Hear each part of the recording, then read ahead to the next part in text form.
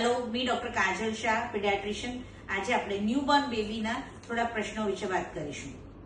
બાળકને જન્મ પછી માતાનું ધાવણ તરત જ આપવું જોઈએ. યસ, તરત જ as early as possible within first 2 hours.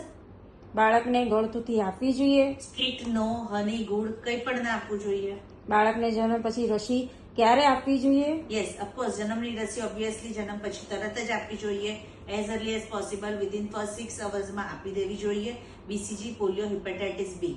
જન્મ પછી તરત નવરાવવું જોઈએ. તરત જ ના નવડાવવું જોઈએ બીકોઝ કે બાળકના જે બોડીનું ટેમ્પરેચર યુઝ્યુઅલી 35-36 ડિગ્રી રાખવું જોઈએ.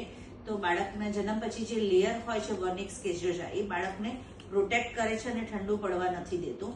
તો આઈડિયલી જન્મ પછી તરત ના નવડાવવું જોઈએ. મસાજ કરવો જ જોઈએ. Massage is not at all compulsory, પણ જો તમારે કરવો હોય તો કરી શકાય. ફર્સ્ટ 3-4 ડેઝમાં એવોઇડ કરવું જોઈએ. આંખમાં કાજલ, નાકમાં તેલ એ લગાવવું જ જોઈએ. બિલકુલ નહીં, સ્ટ્રિક્ટ નો.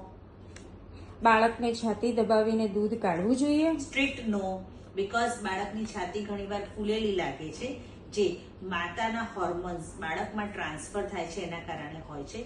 ગ્રેજ્યુઅલી એ હોર્મોન્સ જતા રહે છે વિધિન 7 to 10 days. પણ જો તમે છાતી દબાવીને દૂધ કાઢો, ઘણા બધા લોકો સલાહ આપતા હોય છે. કોઈક વાર માલિશવાળા બેન, કોઈક વાર મારા ઘરના જે વડીલો હોય એ પણ સલાહ આપતા હોય છે.